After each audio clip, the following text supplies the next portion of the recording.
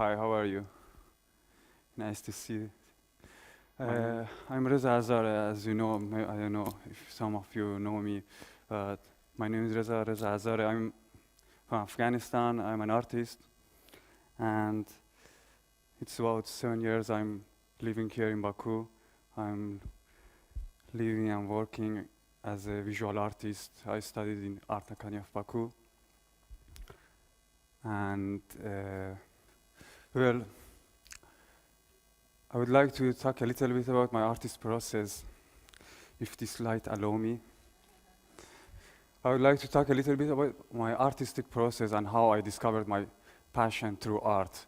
You know, as you know, we all find something about our passions, our wishes when we are in the first decades of our life. And for me, it was the same. When I was in the primary school, there were just a few lessons that were interesting for me, history and art lessons, painting, drawings, and the other subjects were quite boring and, I don't know, sophisticated. Maybe it was not, it doesn't have any sense for me, it was not interesting for me. And because I wanted to create something, I prefer to involve with art lessons, and because it's exciting and full of fun, and you can drown yourself into it and just it's like a mystical way, endless way that it doesn't have an end, and you can fall in love with it more and more as much as you work, yeah. And being away from the routine life.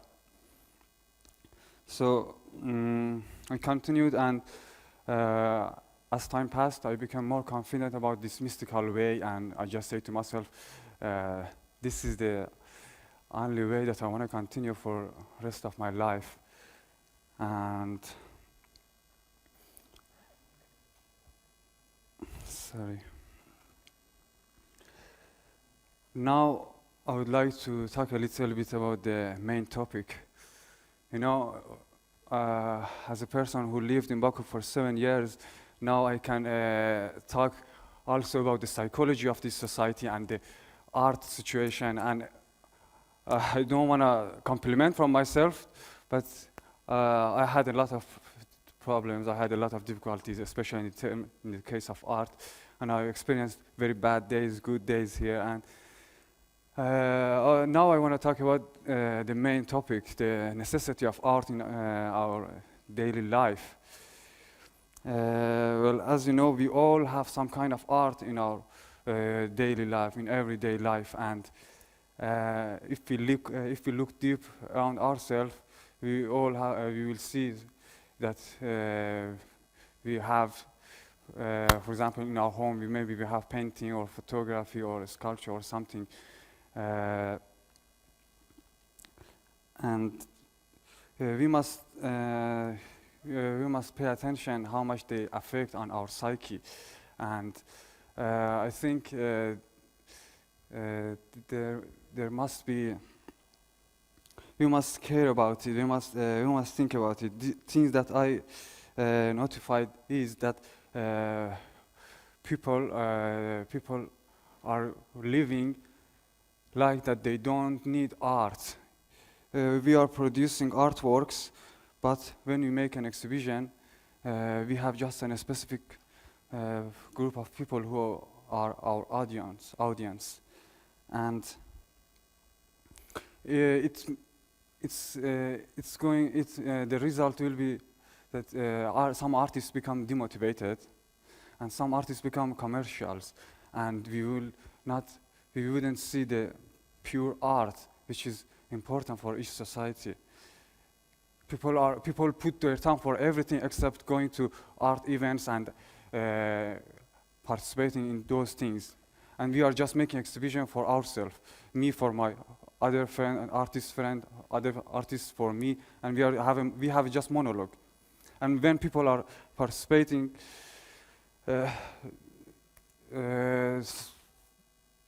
they just some of them that they are not in the they don't know art. You know, they are very far from art, and you know, these days the technology and science, these fields, they are progressing, they are developing very fast, right?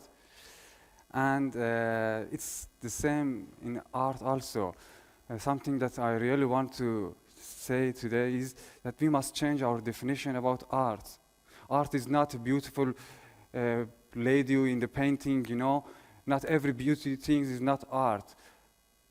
And we need to change our definition about art and about artists.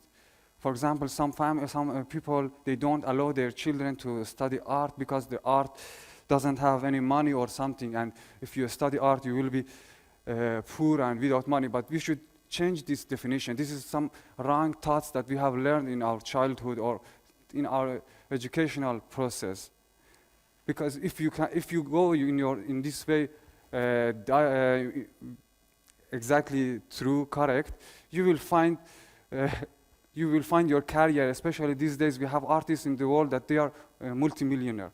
We have artists that they have money more than any other businessman. You can find your market. Every artist can find his market and being rich as much as he or she wants. So there are a lot of money in this field also. I don't know in Baku we can find it or not, but I'm talking generally that if you believe yourself in the field of art, you can be successful and you can find your career. And art is one of the best ways to invest money. And I want to emphasize this today that there are a lot of artists who are working, but they can't make any finance budget for themselves to live, you know, and it's very dangerous. It's very bad for society. We will have the creative works, and we wouldn't see the poor art. Art is going to be our treasure for people in future. We are living like that. We don't care about future. People who are going to live after us. What's our responsibility for them? We are just living for ourselves. There is no dialogue in society. We are in our own homes and just for ourselves, just for our pleasures. We don't want to think about sacrifice. Art needs sacrifice, and we must think about that. And something that about aesthetic. I want to talk aesthetic, and in public. The aesthetic taste, this is a psychological term, I think. Maybe it was better for me to study psychology instead of art. In aesthetic taste of society, it must change. People need to change their aesthetic taste to realize the good art and bad art, the creative and the good one. Because people, when they see a good art, when there is a good art, they think that it's not good. They want to fit the artwork with their interior decoration, but it's not good. You know, it's a false image. You must think about that. And I was talking about the aesthetic taste. And if people change their aesthetic taste, you would see we will see change in different fields, especially in the fields of design, industrial design, graphic design, advertisement, urban design. After this lecture, I would like to suggest you take a look again to your society. What's going on in our societies? I'm not talking about any specific society. I'm talking about these our countries, Afghanistan, Iran, Azerbaijan. That in the field of design, just take a look that our daily life is full of images, right? When you go out in the street, you see a lot of banners, billboards, advertisements from different companies. Just take a look how much they obeyed from the aesthetic rules in the case of drawing and art. You know, in art we have aesthetic terms. Just take a look and how ugly they made our cities, the appearance of city. For example, have you ever seen some companies that they are advertising their products on the tracks? For example, the sausage or something. So, for example, I saw one of them that they took a picture from their products, a lot of sausage, and take a picture, and an exaggerated photo of that product. Take a look, they are crossing the streets and how ugly they look like. Maybe you won't like to buy those products when you see such kind of pictures. So you see that the graphics, they are not elaborated, they are not professional, you know. This is one term that I wanted. It was a small example about the necessity of drawing and design in our societies. And I don't want to continue because it's a very long story. If I want to say the necessity of design and drawing will be our choose, how we choose, for example, dress. When we go to buy dress, we will change our desire if we study about that. If we upgrade and update our information about the contemporary art. When we will go to buy something for ourselves as a clothes or dress, we will choose our taste. We will have more color in our society. This is what we need. And the last paragraph, the last sentence and phrases that I want to emphasize is the relation between artists and people. If people make a good connection with artists, we will, as a result, art people wouldn't be isolated.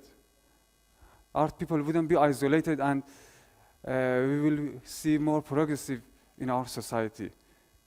We need more people. We need more people who come to our shows and making more dialogues. Hope to see you soon. Thank you. Sorry.